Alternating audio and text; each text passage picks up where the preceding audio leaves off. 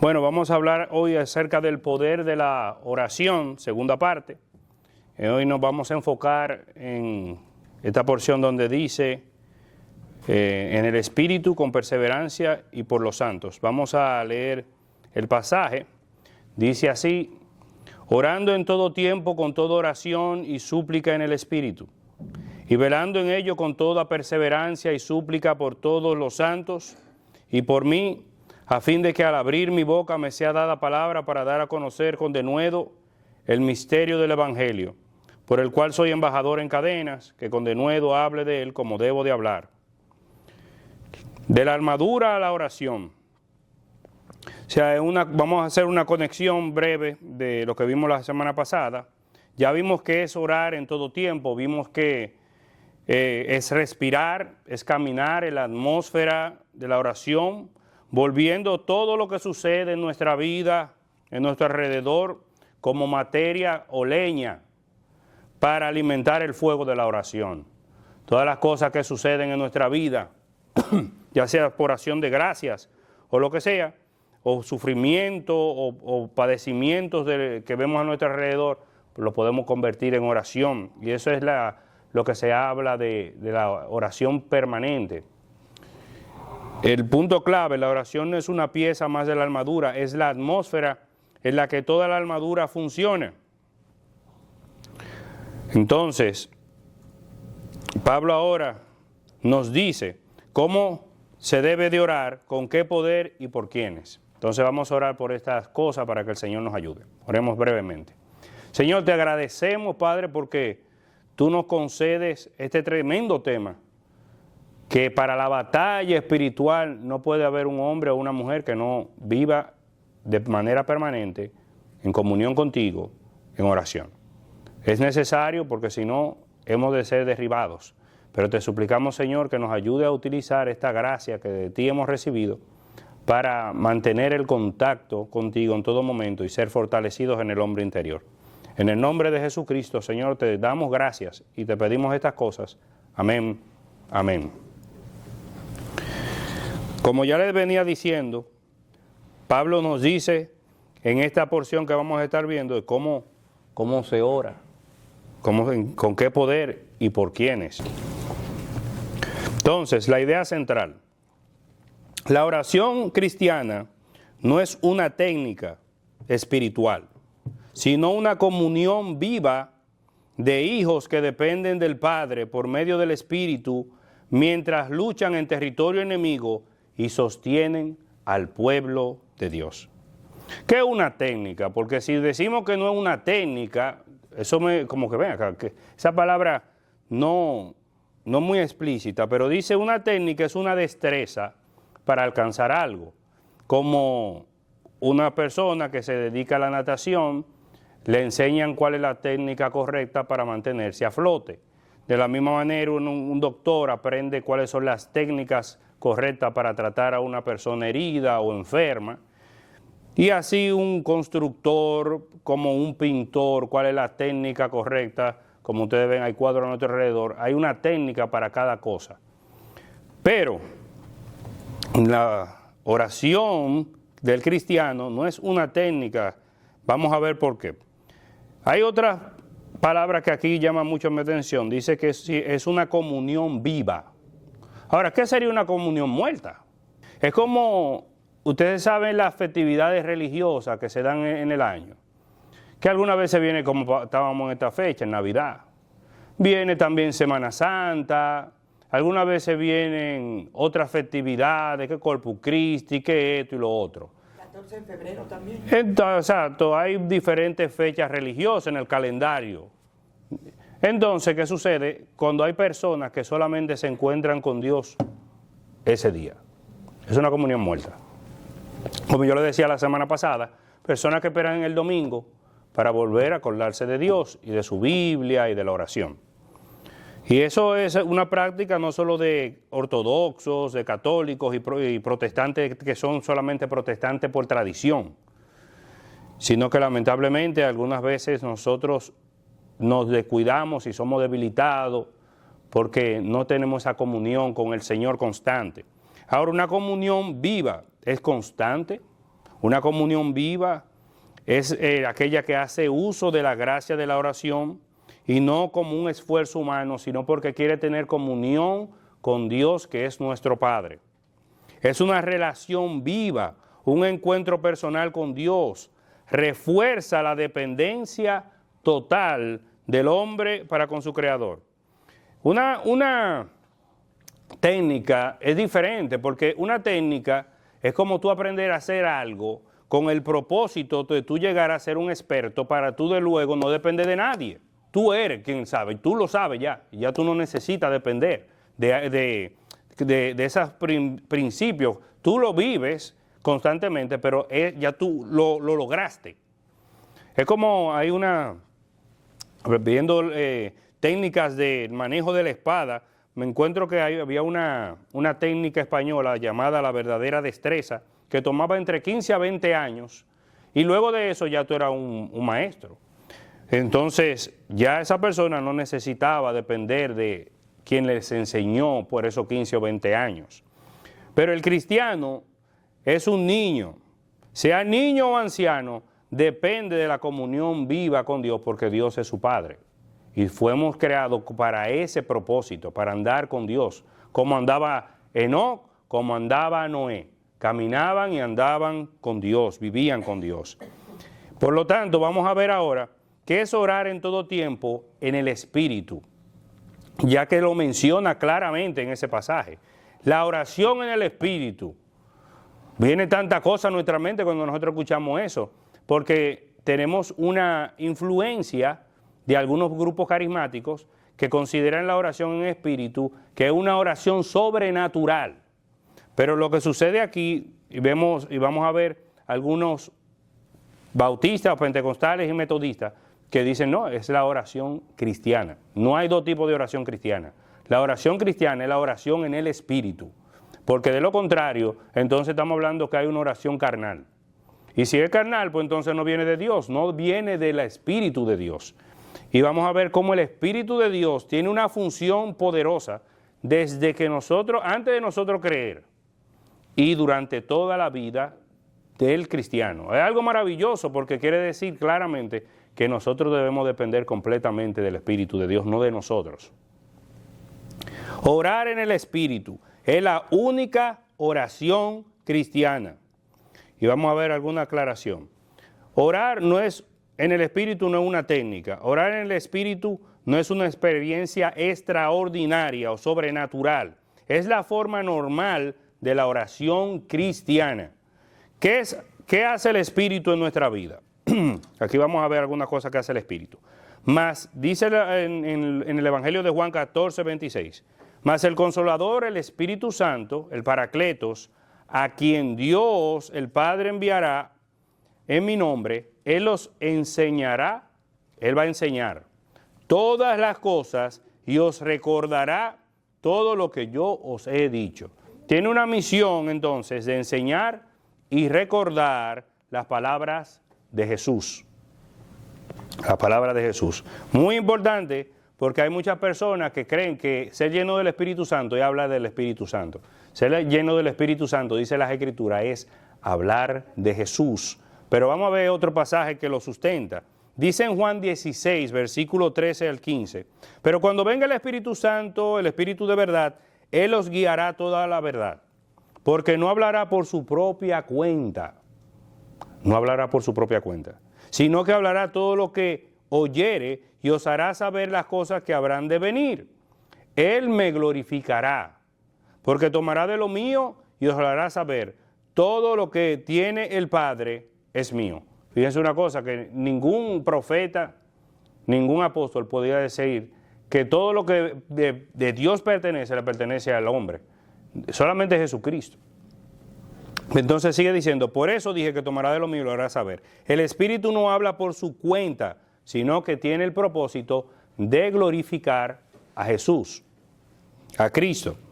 En Lucas 24, 29 dice, he aquí, yo enviaré la promesa del Padre sobre vosotros, pero quedaos vosotros en la ciudad de Jerusalén hasta que seáis investidos con poder desde lo alto. El Espíritu Santo, cuando viene sobre los cristianos, le concede poder. El poder es la nueva vida. Fíjense una cosa, que una de las cosas que sucede en la vida del hombre redimido es que viene de la muerte a la vida. Una muerte espiritual a una vida espiritual. Ha sido hecho una nueva criatura, con el mismo poder con el que el Padre levantó al Señor Jesucristo de los muertos, conforme al mandamiento que le dio. Entonces, de la misma manera, nosotros somos vivificados por el mismo Espíritu, para entonces nosotros vivir una nueva vida, una nueva creación en Dios. Entonces, el Espíritu es poder para la misión y aliento de la nueva vida. En conclusión, orar en el Espíritu es orar desde la enseñanza, la obra y la gloria de Cristo. Orar en el Espíritu es orar desde la enseñanza, la obra y la gloria de Cristo. En Romanos 8, 26 al 27, fíjense algo aquí que sucede, que es que nosotros oramos y hay una asistencia del Espíritu Santo. El Espíritu está ahí. Es necesario que el Espíritu, entonces, nos asiste en la oración. No dice que el Espíritu no va a asistir a veces, sino que el Espíritu nos está asistiendo. Dice en Romanos, capítulo 8, 26 al 27, que el Espíritu ayuda en nuestra debilidad y no sabemos cómo pedir, cómo conviene, pero Él intercede conforme a la voluntad de Dios con gemidos indecibles. O sea, lo que algunos de los comentaristas, como Gordon Fee y Craig Keener y D.A. Carson, dicen de esto, es que hay ocasiones que tú estás en silencio. Tú estás en silencio, quizás por la situación de dolor que tú te encuentras. Imagínate una mujer viuda, sin su esposo, en una situación económica difícil, y está de rodillas ante el Señor, y sus palabras quizás ella no encuentra las palabras. El Espíritu está intercediendo en medio de ese silencio con un gemido indecible que no se puede decir, pero está ante el Señor intercediendo, diciendo ante el Padre toda aquella cosa que esa mujer con palabras no puede decir. Hay una obra del Espíritu Santo en nuestro favor que nosotros no podemos escuchar ni entender, pero está obrando por aquellos que han sido renovados por la sangre del Señor Jesucristo. Y eso es maravilloso, porque quiere decir que tú, aunque tú te sientas solo, que tú estás en tu habitación, en un closet, donde quiera que tú te enciendes, tú no estás solo, el Espíritu está intercediendo, está junto contigo. Por eso es que la palabra paracletos, consolador, quiere decir alguien que está a tu lado. Está a tu lado. Orar en el Espíritu no es decir más, es ser sostenido cuando no sabemos qué decir. Orar en el Espíritu no es decir mucho, sino es ser sostenido cuando no sabemos qué decir y nos sostiene el Espíritu del Señor. Hay un paralelismo muy interesante entre Efesios 5:18 y Colosenses 3:16, que hemos hablado anteriormente de ello, pero dice en Efesios 5:18 que debemos ser llenos del Espíritu Santo, y luego dice que vamos hablando entre vosotros, con himnos, con salmos, con cánticos espirituales. En Colosenses 3:16 dice, la palabra de Cristo more ricamente en vosotros, abundantemente. Y dice, hablando entre vosotros, con himnos, con salmos espirituales. Entonces, alguna vez uno dice, no, pero quizás es que Pablo utilizó el Espíritu Santo en un pasaje y luego habló de Jesucristo. Pero lo que sucede, que eso no hay manera de divorciarlo cuando tú conoces cuál es el propósito del Espíritu Santo del que habla los evangelios. Que el propósito es proclamar, traer gloria sobre el nombre de Jesucristo y lo que Él ha dicho. Por lo tanto, cuando dice la palabra de Cristo mora en abundancia en vosotros, solamente eso es posible cuando el Espíritu Santo está en operación en ti. Por eso, la oración en el Espíritu es aquella que está llena de la palabra de Dios, de la palabra de Cristo, que está inundando tu vida. No es una persona seca o que se pone a hablar aunque dicen algunos que eso lo incluye, puede incluir, porque en el libro de 1 Corintios, los capítulos 12, habla acerca de el hablar en lenguas. Y Gordon Fee, como otros, dice, lo incluye, pero no solamente no dice esto es solamente, porque aquí cuando habla acerca del hablar en lengua, dice que la persona no comprende. O sea, él está hablando para con Dios. Pero aquí dice que esta persona ora en el Espíritu, pero entonces le da le traza el camino. Le traza el camino. Tiene que ser perseverante. Tiene que orar por sus hermanos. O sea, que conoce, comprende, está consciente en esa oración. Entonces es bien interesante ver nosotros, comprender claramente el Espíritu y la obra del Espíritu manifestando las palabras de Cristo en nuestra vida. Eso es el lleno del Espíritu Santo. Ambos producen lo mismo: salmos, himnos, acciones de gracia y una comunión viva con el Padre. En conclusión, no hay dos categorías de oración cristiana.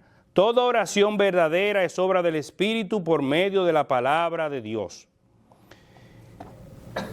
Orar en el Espíritu es dejar que Dios dirija la oración que le ofrecemos. Es Dios moviéndonos, es Dios llevándonos. Y eso es algo maravilloso. Que no somos nosotros. Imagínate que seamos nosotros. Hombres que, como dicen las Escrituras, no hay quien busque a Dios, no hay ni siquiera uno. Por eso es necesario que el hombre se encuentre con Dios y su palabra, para que entonces el Espíritu Santo comience a traer a su corazón, como dice en los evangelios, especialmente en el evangelio de Juan, que el Espíritu Santo convencerá al mundo de pecado, de justicia y de juicio. Y entonces, pero fíjense, eso es maravilloso, el Espíritu Santo tiene que convencerlo. Cuando el Espíritu Santo entonces comienza a decirte, y te contriñe el corazón, pero yo he pecado contra el Señor, y te permite ver cuál es el camino a la vida eterna, entonces verdaderamente hay un cambio.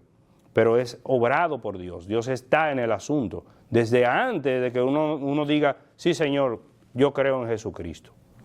Viene el Espíritu Santo obrando convicción de pecado. Entonces dice, velando con toda perseverancia. Esta es otra parte de la oración. Primeramente la oración en el Espíritu, y ahora velando con toda perseverancia. El pastor Juan Manuel Vaz de España, vi un mensaje reciente de él, y decía que si nosotros, cuando estamos enfermos o tristes, nosotros dejamos de darle a nuestros hijos la comida. Nosotros no hacemos eso, ¿verdad que no? Aunque tú estés enfermo, tú te paras y tú le dices, mira, ahí está la comida. Si ellos están enfermos también, tú los cuidas. Bueno, pues de la misma manera, nosotros, aunque estemos tristes, no sintamos poder de Dios, somos llamados a perseverar en la oración. Esto no es cuestión de cómo yo me sienta, sino es que en medio de esa situación, aún con mucho más razón, tengo yo que buscar el calor y el fuego de la presencia de Dios. No alejarme.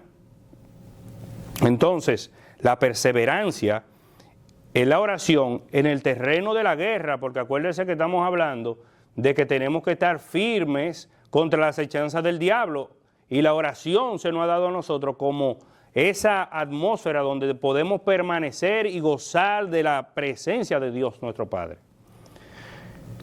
Es una zona ocupada en la que nos encontramos.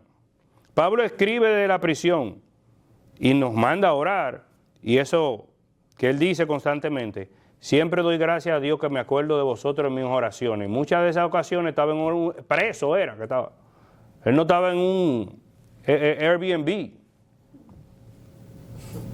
Él no estaba en unas vacaciones en Orlando, en Tampa o en Punta Cana. Él está preso. Y dice, doy gracias a Dios cada vez que me acuerdo de vosotros en mis oraciones. Está dando gracias en medio de una situación aplastante, preso, no puede ir donde él quiera, pero él estaba allí en oración. Y dice, desde allí también, le dice a los hermanos, oren para que se abran puertas. Entonces, la iglesia ahora en territorio enemigo, sabemos que somos de Dios y el mundo entero está bajo el maligno. Nosotros estamos orando y tenemos que suplicar y orar sabiendo que nosotros estamos en una lucha espiritual. Y que este mundo lo hizo el Señor, pero está bajo el dominio del enemigo. El enemigo está haciéndolo y deshaciendo, pero el Señor, el reino de Dios sigue avanzando. Y llegará el día y la hora que eso se acabará. El mundo y todo lo que en él existe le pertenece al Señor. Y el Señor lo está reclamando, ganando un alma a la vez, caminando, cambiando las cosas por 2000 años. Y seguirá avanzando el reino del Señor. Entonces decimos aquí, en Marcos 14:38 se dice de velar y orar. Tenemos que velar y orar, perseverar. Y la perseverancia no es una insistencia carnal, sino que es la determinación de no soltar a Dios, agarrado de Dios. ¿Cómo le dijo Jacob al ángel? Cuando el ángel lo derribó, le dijo, no te soltaré hasta que tú no me bendigas. La persistencia. Entonces, de la misma manera, nosotros tenemos que, como un niño agarra la mano de su papá cuando hay un tumulto. ¿Ustedes se acuerdan? No sé si hay, a mí me llega mucho a la memoria, recuerdo como ese, que cuando tú sabes que tú estás en una calle muy transitada, donde hay mucha gente, como la Duarte, tu mamá y tu papá, cuando tú eras chiquito, dicen, agárrate de la mano, no te sueltes. Pues de la misma manera, nosotros tenemos que agarrar la mano de nuestro Dios en momentos de dificultad y de lucha en este mundo que no es favorable para con el pueblo de Dios. Entonces tenemos que ser firmes, agarrar la mano del Señor y no soltarla. Ejemplo bíblico, nosotros vemos a Daniel en el capítulo 10, cuando él ora, pero entonces dice el ángel que le es enviado que había una oposición. ¿Qué quiere decir? Que algunas veces nosotros vamos a orar y hay un tiempo en que el Señor va a responder, Él nos dará respuesta, pero tenemos que perseverar. Y Daniel perseveraba, día a día, seguía orando, 3 veces al día. Aunque quizás esa respuesta duraba mucho y Daniel, pero ven acá, porque esa no ha llegado.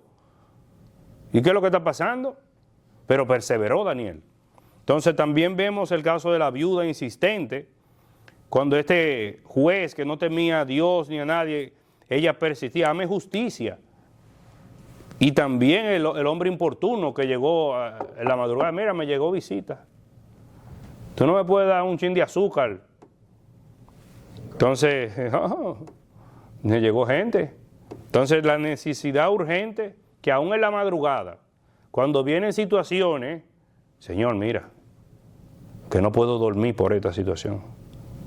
Pues entonces ve como ese mismo hombre, ve y tócale la puerta al Señor. Señor, mira, tengo esto, ¿qué es lo que está pasando? No me siento, mi corazón está pesado, entonces necesito de tu ayuda. Como la mujer sirofenicia que a pesar de que pudo haberse ofendido, continuó creyendo. Entonces, ¿qué te ofende a ti? ¿Qué te ofende? ¿Te han dicho algún nombre o dicen algo de ti que te hace sentir que tú no te lo mereces? Pero el Señor dice, esa mujer tenía gran fe. Ni aún en Israel he visto algo como eso. Entonces tenemos que seguir, a pesar de las ofensas, de las situaciones, de lo avanzado que puede estar la madrugada, de que tengamos una persona ante nosotros, o una situación, porque fíjate esa situación del juez injusto, que dice que ese hombre no temía a Dios, de que te dicen algo así, bueno, vamos a hablar con esa persona, pero esa persona no cree en Dios, no cree en nadie.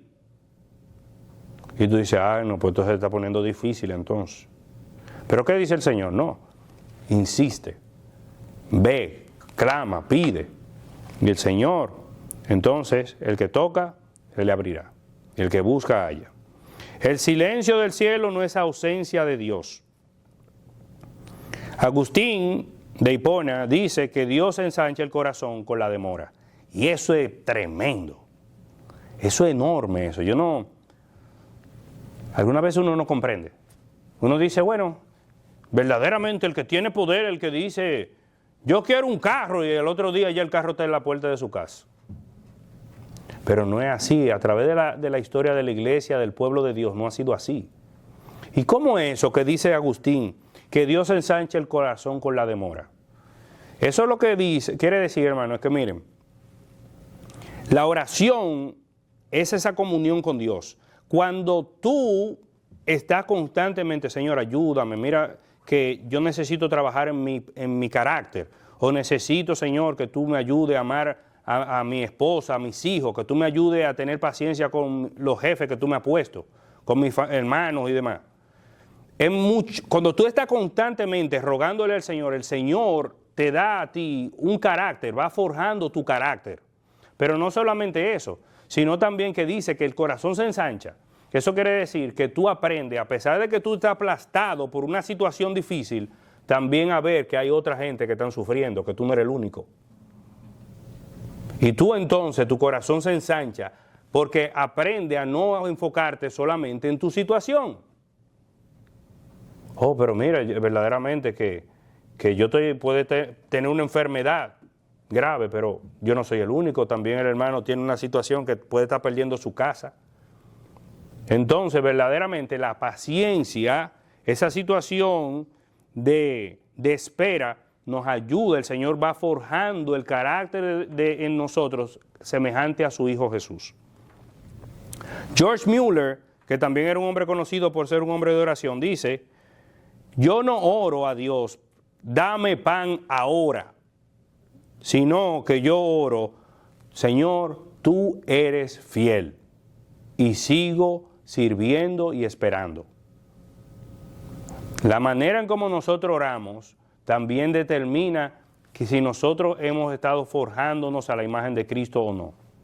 ¡Dame pan ahora! ¡Ojo!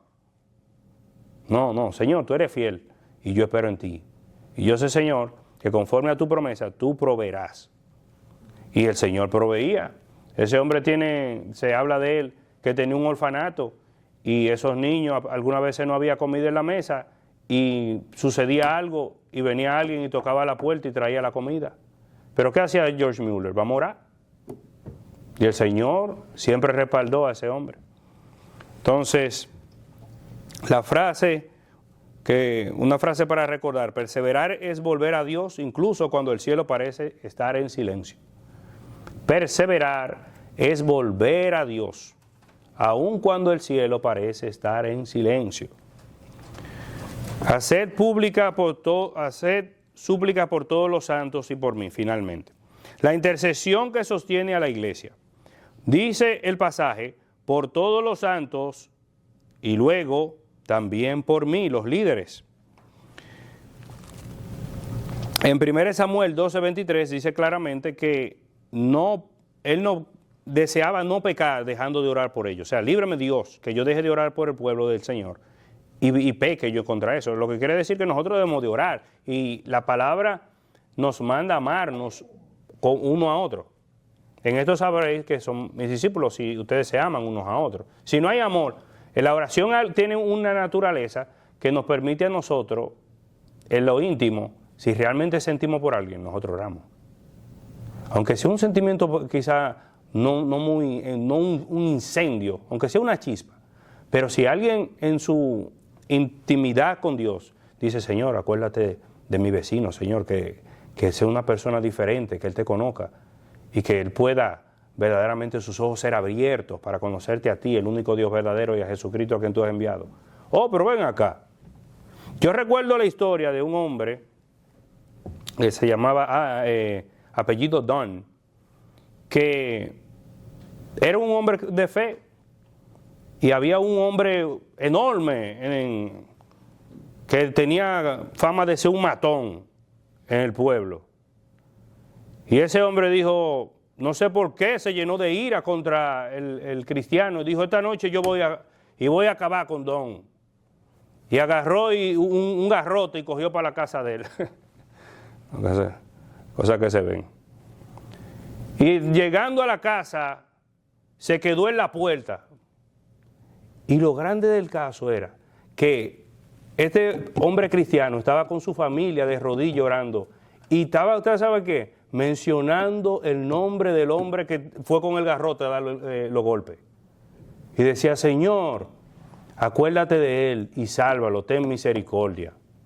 Y cuando ese hombre escuchó eso, se le salía la lágrima. Y es una historia real. Y se convirtió, comenzó a hablar con él y a hacerle preguntas. Don, ¿quién es Dios? ¿Qué sucede? Y se convirtió. Y entonces estaba ya en las esquinas con Don predicando el Evangelio. O sea que nosotros tenemos que ser perseverantes y orar y suplicar. Y el Señor nos escuchará en su momento. Pero algunas veces nosotros vemos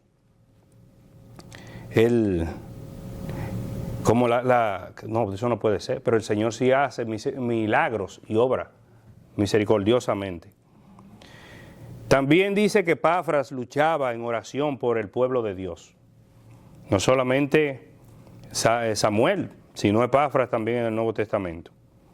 Lo que Pablo no nos pide, él dice en esa oración, él no pide, hermano, oren para que yo sea libertado hoy, yo estoy ya que no aguanto más. Él no pide ahí, hermano, miren que me cambien de celda, porque estas celdas de aquí del primer piso son horribles, que me lleven a una de las suites de arriba. No, él no pide nada de eso. Él pide, hermano, que yo tenga denuedo y que yo sea un hombre fiel a la verdad. En medio de una situación difícil. O sea, oren por el pueblo, por los hermanos de manera particular. Es bueno siempre orar, tener una lista con todos los nombres de los hermanos y orar. Por las visitas, los familiares de esa persona. Y también, como dice aquí Pablo, para que nosotros podamos, el Señor nos abra puertas para predicar el Evangelio. Denuedo y fidelidad. Pero fíjense una cosa, una vez que se abra la puerta, ser fiel. Porque algunas veces nos llenamos de temor. Porque la persona posiblemente es muy locuaz, una persona de filósofo, cuidado. Entonces algunas veces queremos envolver mucho la verdad. Pero Pablo, ¿qué dice Pablo? Pablo dice, nada me he propuesto conocer entre los griegos y los judíos, sino a Jesucristo y a este crucificado. Aunque ellos digan algunos que es una locura y el otro que es tropezadero, pero nosotros sabemos que Cristo es poder y sabiduría de Dios. Y así lo es. Entonces nosotros debemos de pedirle al Señor denuedo, fidelidad, para aquellos que estamos predicando desde aquí, para que los hermanos también, cada uno en su llamado a ser testigo en medio de su familia, que tengan denuedo y fidelidad a Dios. Entonces, Spurgeon decía que era un gran predicador, le dicen el príncipe de los predicadores, que el secreto de su ministerio era que tenía una congregación que oraba por él. Y hay testimonios de que realmente era así, que cuando él estaba predicando, enseñando, y uno bajaba al primer piso del tabernáculo metropolitano, había muchos hombres y mujeres orando por esa predicación en ese momento. O sea, eran hombres que creían en la oración fielmente, que no solamente creían en que eran parlanchines y hablando mucho, sino que verdaderamente, tanto Mueller, Edward McKendry Bounds, que yo le hablaba la semana pasada, Spurgeon, eran hombres que creían en el poder de la oración, en la perseverancia, que tanto la congregación como los que predican necesitan la oración para que el Señor dé libertad, para que el Señor nos conceda también fidelidad. No solamente el estar aquí, sino que seamos verdaderos, que nos mantengamos en el consejo de Dios y no en el nuestro.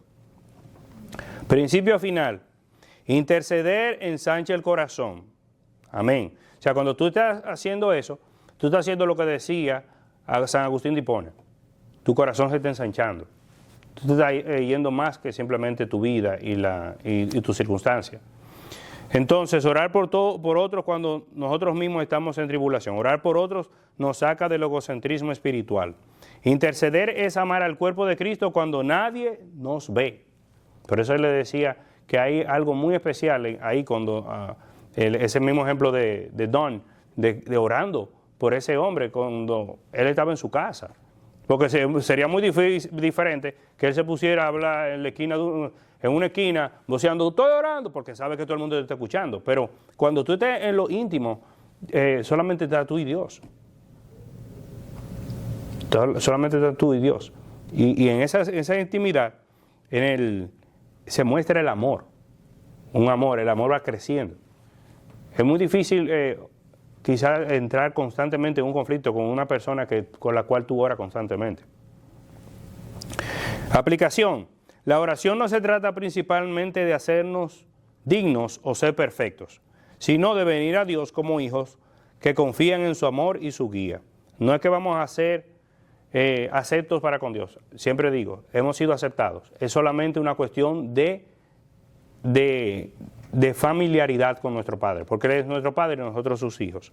El Espíritu hace que nuestra oración brote no de nuestros logros, sino de nuestra filiación con Dios.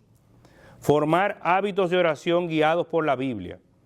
D.A. Carson dice que Pablo, en su libro Praying with Paul, que anima a observar la práctica de oración del apóstol Pablo para aprender no solo que se debe de orar, sino cómo se debe de orar, con prioridad, gratitud, sabiduría, alineación con la voluntad de Dios, no con vaguedad emocional.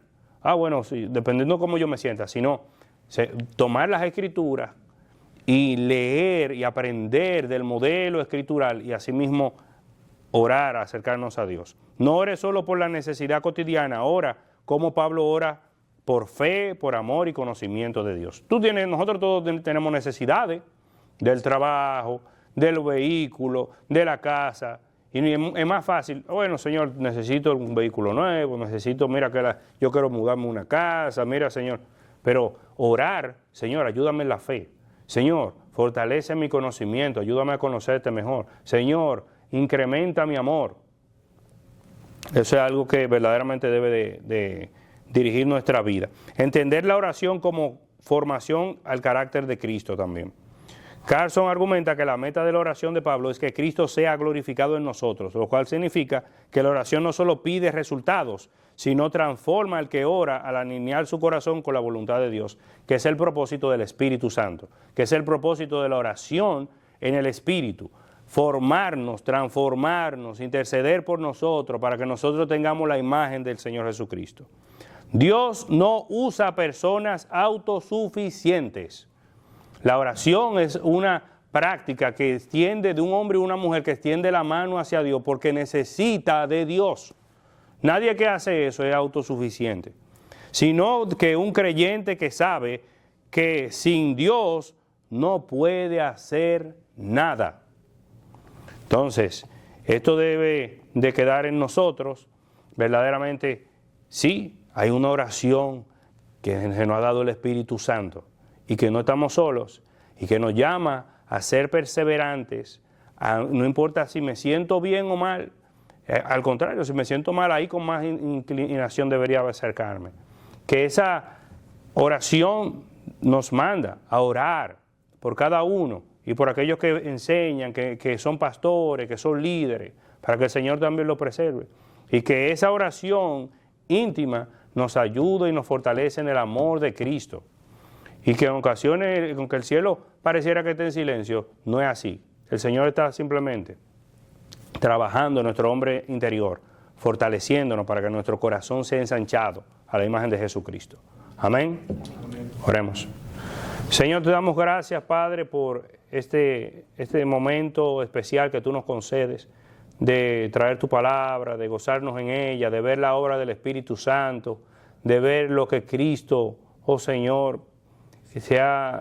su imagen sea formada en nosotros. Te agradecemos, Señor, por cada uno. Acuérdate, oh Señor, de lo que están pasando por pruebas, tribulaciones. Señor, extiende tus santísimas manos. Aún, oh Señor, si guardamos silencio y no sabemos, Señor, qué decir, tenemos al Consolador que intercede por nosotros. Y te agradecemos, Señor, por eso. Y te pedimos, Señor, que tú bendigas a cada uno de manera que podamos comprender mejor a través de tu palabra lo que significa la oración del cristiano. Mira, Padre, que te pedimos estas cosas en el nombre de Jesucristo. Amén y amén. Agradecemos su atención. Nos gustaría conocerle y servirle. Para ponerse en contacto con nosotros, lo puede hacer a nuestro número telefónico 978-601-2409 o 978-390-2972 o vía correo electrónico a iglesiabres@gmail.com. Dios le bendiga.